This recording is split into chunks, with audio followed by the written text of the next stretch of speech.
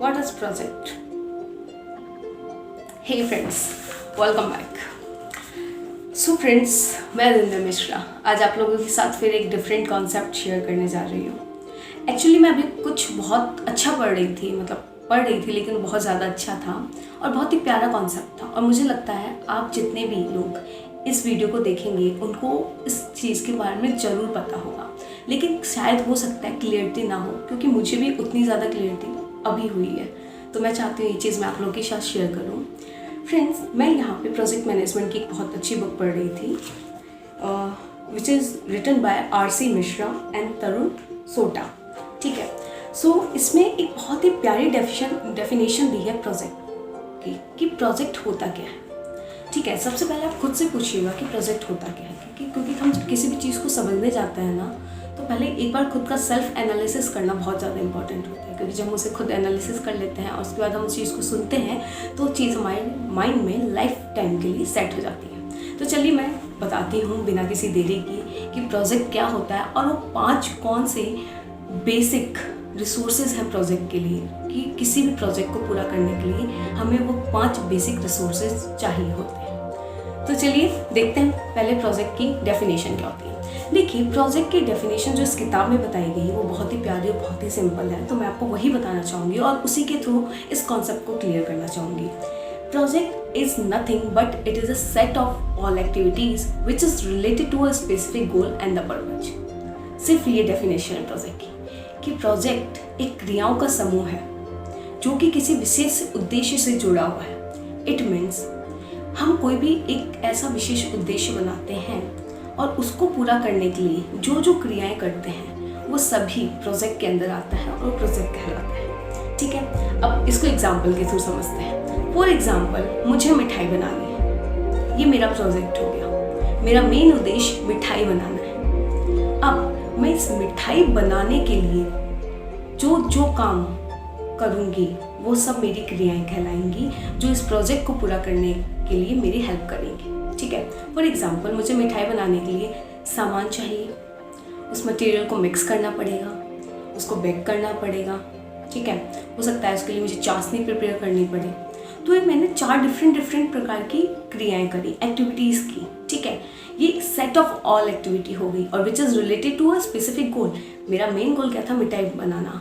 तो मैं जब इन क्रियाओं को पूरा करूँगी तो उसी से मैं अपने जो मेन उद्देश्य है, मेन लक्ष्य है, उसकी प्राप्ति करूँगी। तो यही एक प्रोजेक्ट होता है कि project is a set of all activities which is related to a specific goal and the purpose. Now there is a 5 basic resources which is required to accomplish a project। कि ऐसे कौन से 5 बहुत ही ज़्यादा महत्वपूर्ण तथ्य हैं या बोल सकते हैं एलिमेंट हैं कि जिसके हेल्प से और जिसके द्वारा हम किसी भी प्रोजेक्ट को क्या कर सकते हैं? पूरा कर सकते हैं। तो वो है 4M 1I। याद रखिएगा हमेशा 4M एंड 1I। कभी भी कहीं किसी एग्जाम में प्रोजेक्ट के बारे में कुछ भी आता है तो आप इस चीज़ को बहुत अच्छे से मेंशन करके आ सकते हैं। 4M क्या क्या है? सबसे पहले मेथड।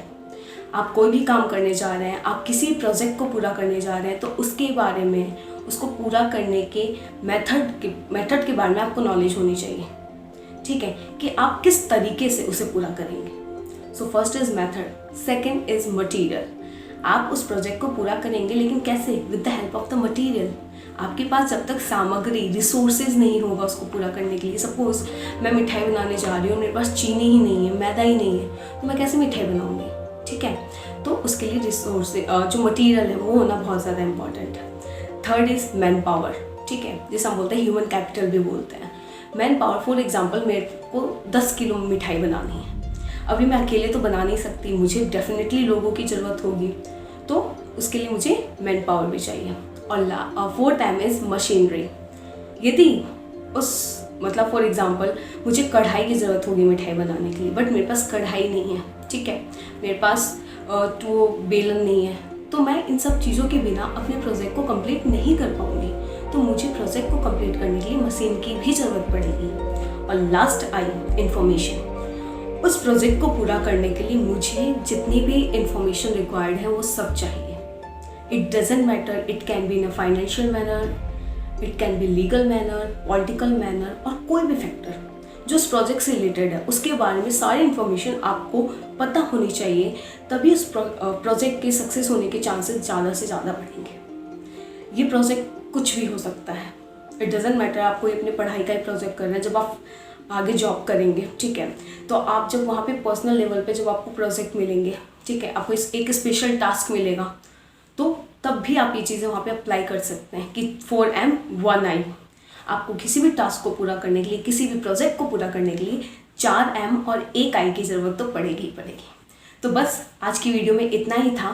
नेक्स्ट वीडियो में हम कुछ और नया सीखेंगे, ठीक है। तब तक के लिए जय हिंद।